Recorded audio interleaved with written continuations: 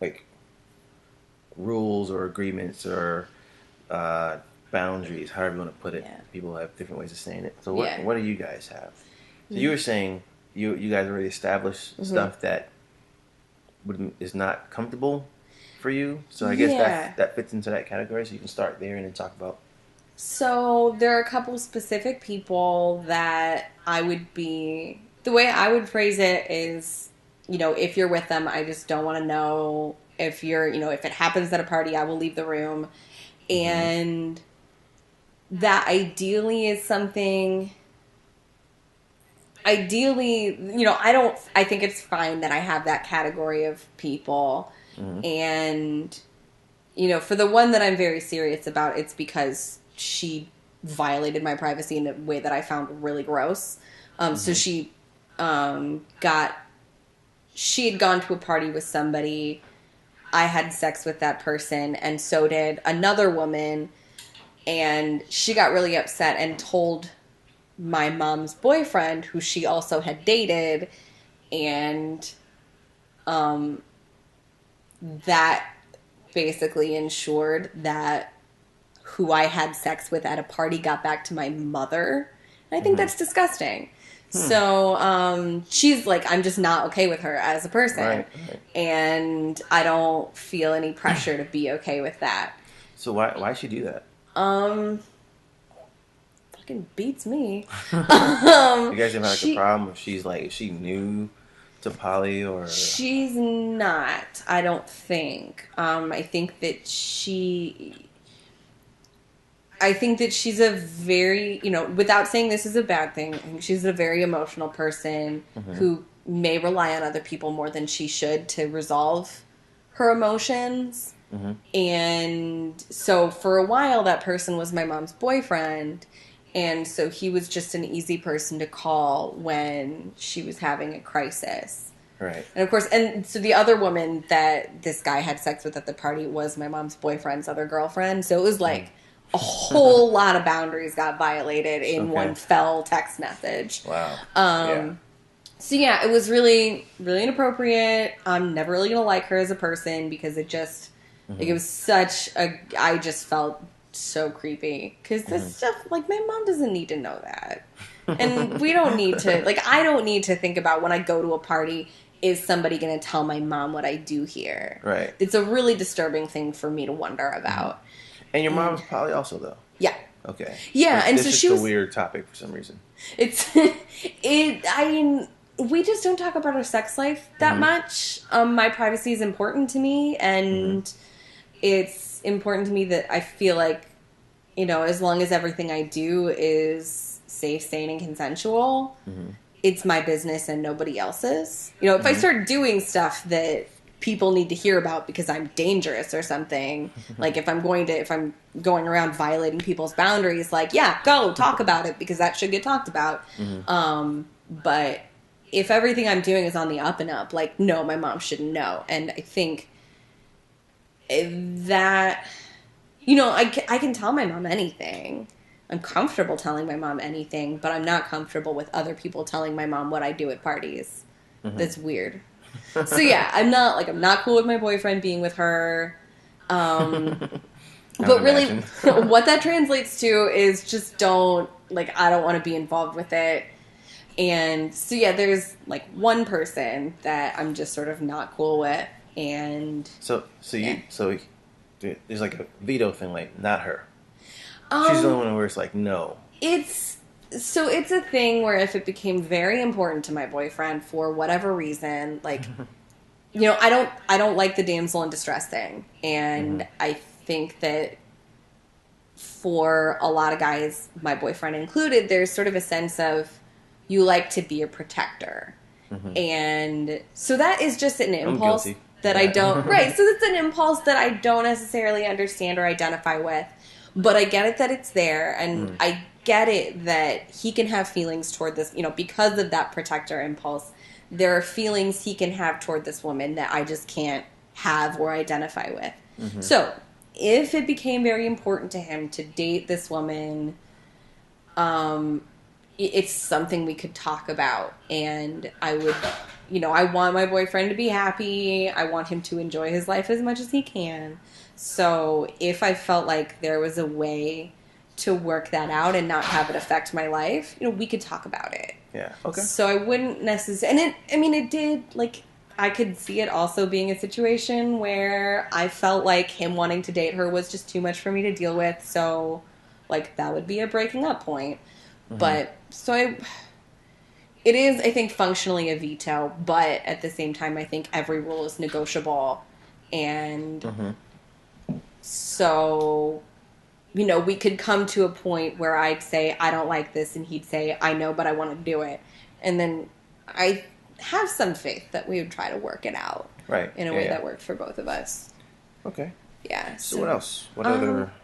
We tell each other, so if we've gotten to a point where we've gone on a couple dates with somebody and we intend to keep going on dates, we tell each other. If we've had sex with somebody, we tell each other. We would like to be fluid bonded. That's what you do, but is it like a requirement?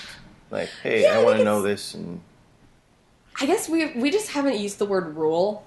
Right. But I guess that's something that it's something that he wants more than I do to feel comfortable. So, like, absolutely, because it makes him more comfortable. If I go on a date with somebody, I tell him, and I guess it's a rule, but I guess we've never used that. It sounds so, like, iron fisted. Well, yeah, that's why I was like, rule, agreement, or whatever it is. Yeah, so I find, like, in my relationship, we said it was rules at first. I was like, I don't like how that sounds. Like, rules just sound like monogamy again. Yeah. But, I mean, it's like, and you don't want to, like, run from monogamy or anything that looks like it, because then you'd be doing some stupid shit. Yeah. But, the wording helps. So we had agreements. Yes. And it was like, all right, we have agreed on this. Yes. We held hands and agreed. Aww. It wasn't like a shackled rule. Did you really hold hands? No. Oh. But it felt like that. Yeah, so that's more where we are, is we've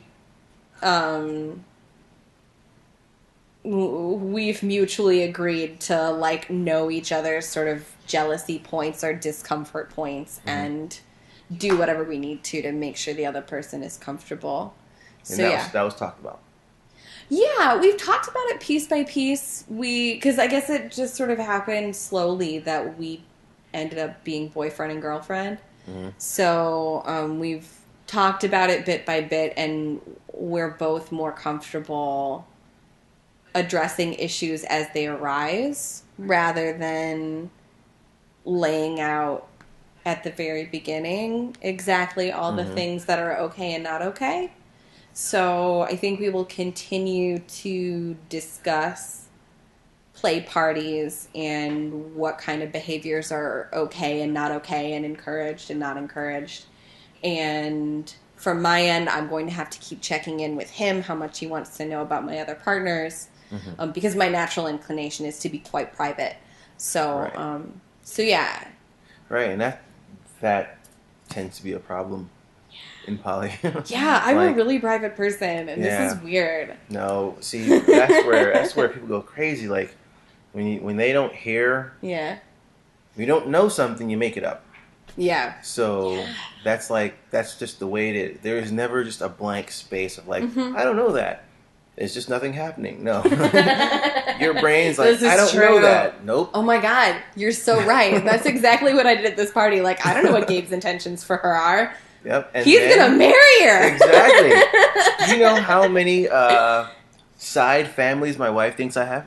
Or he's thought? She's like, he's got a family somewhere. And it took her years to like come out and tell me that. I'm like, what? First of all, I don't want kids with anybody. Like, what the hell would I have a family? He's like, I don't know. Like, my brain really takes me there. Yeah. And it's all because the unknown. You just create the shit. So. That's good to think about. So, yeah. Yeah, we don't... I think that our general agreement is to be mindful of our emotions and not sort of explode with jealousy. Like, we talk about stuff as we get emotional and not after something has already gone really wrong. Right. And that's a big one for both of us, is we talk about things before they're disasters. And then also, like, the specific interactions with other people. We each have our things that make us uncomfortable, and we've been good about continuing to have an open conversation. Cool. Yeah. I would recommend. Yes. Just please advise. Making agreements for sure. Okay. Because there are a few things you're like, well, we don't really, and we kind of no. Just it's also new. Just like have it set so that you like this is the answer, not like because that's where surprise. You don't like surprises are terrible in poly. I can tell you that personally, they're terrible. Yeah. No one wants to be surprised in this. Like unless the surprise is like a guy in your bed. He like surprises you with another dude, you know? Oh my god, that would be the best surprise exactly. ever. But outside of that type of surprise, you don't want to be surprised. It's hard for me because I think like this is not an excuse.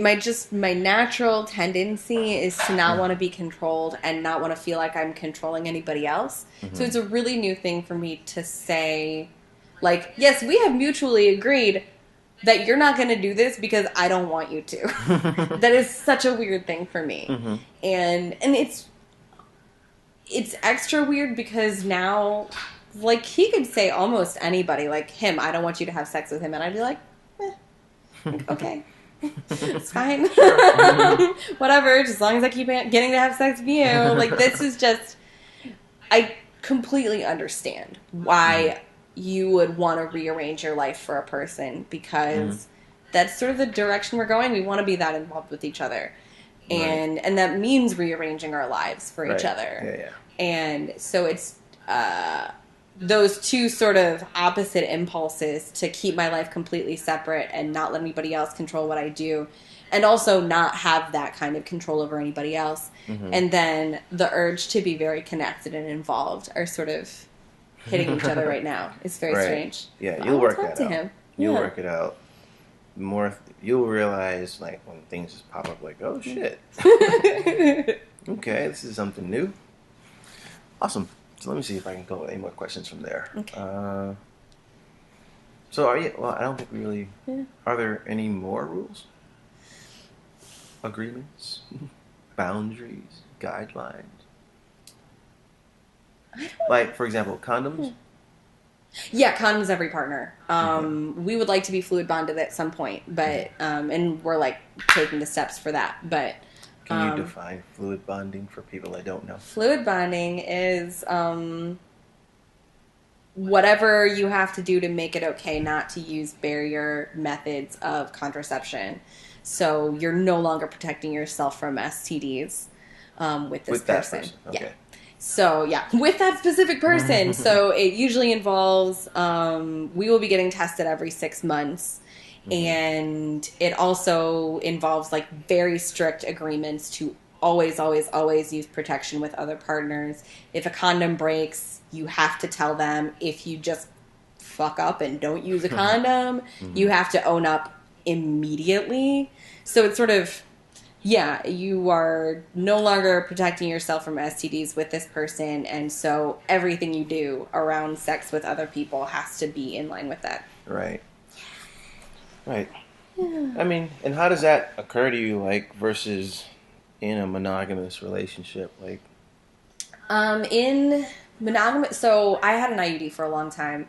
So I was, like, not capable of having a child, which is great. Mm-hmm. And when I had an IUD, I was not cautious about using condoms. I was trusting. I would always use condoms with casual partners, but once I was in a monogamous relationship with a person, I was okay pretty early on stopping. Mm-hmm. And then it turned out that one guy that I dated for almost a year had lied to me about at the very beginning. He made an offhand comment late in our relationship about how he had never been tested for STDs.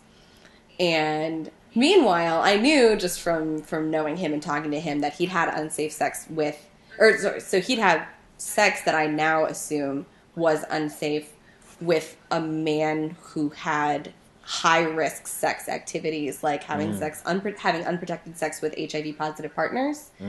And so this was serious. Like, that is serious. This was a really serious thing to lie to me about. It was awful. Nothing happened. I still haven't tested positive for any STDs ever. But that was a really big wake-up call for me that I was way too casual and way too trusting. And that you know, if somebody gives any resistance to me telling them to put on a condom, like, that is my signal to get up and leave. Right. Sure. Because this person is not going to be safe. So, my policy since that past partner has been all condoms every time, every partner. If the condom breaks, you know, plan B, get tested 2 weeks later. So yeah, that's where I am with condoms now. And then now I get tested every 6 months because I have enough partners so that it's just a smart thing to do. Right. Yeah.